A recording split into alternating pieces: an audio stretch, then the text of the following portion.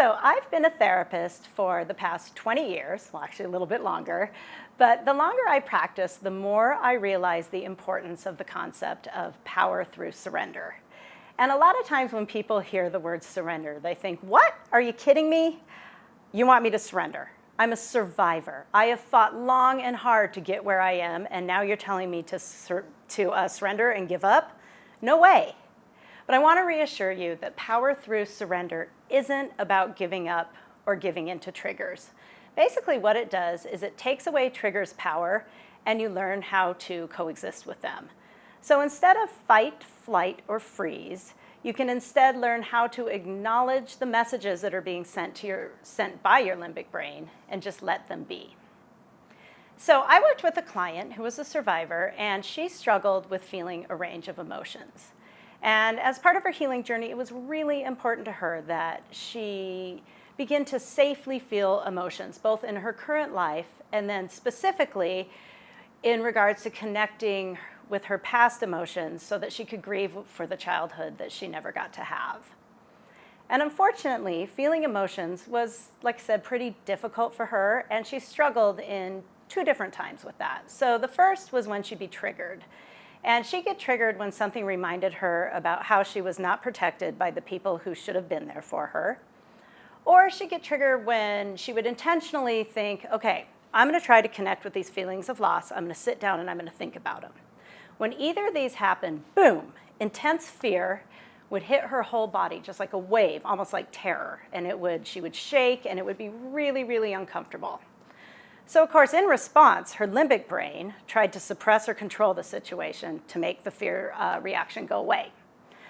So limbic brain is like, we need to stop this. So the client would dissociate. Sometimes she'd go to out of control exercise to the point of just exhaustion, way past being healthy.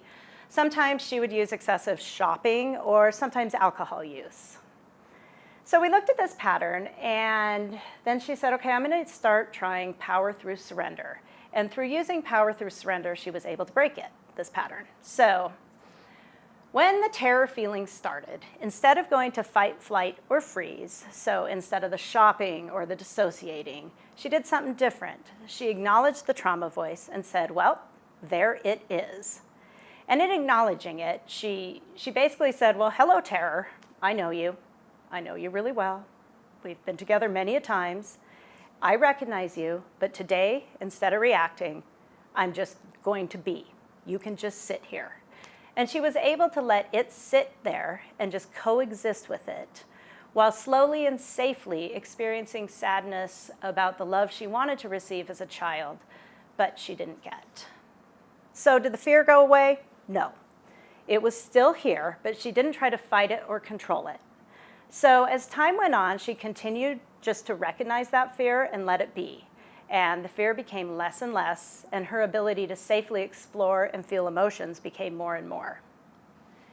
So power through surrender, it can be difficult and it can be scary, but I really, really want to encourage you to try to explore this concept, because I promise you it can be done, and it is really, really worth the outcomes.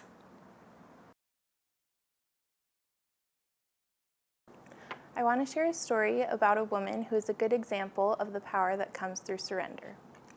Kristen Armstrong, an Olympian in her 40s, had to go through a series of hip surgeries a few years ago. She has commented that it could be easy to think about her age and her injuries as limitations, but these are things she can't control. She can't change her age, so she doesn't battle against it. Instead, she focuses on training and pushing herself mentally. People ask Armstrong why she wants to continue competing despite her challenges, and her response is simple: because I can. Armstrong's determination paid off when she won a gold medal in cycling the week of her 43rd birthday at the Rio Olympics. I love the way that she focuses on things she can control and doesn't fight against or use her energy on things she can't control. It can be very freeing to surrender to those things that we cannot control. I hope as you practice power through surrender that you feel uplifted and lighter.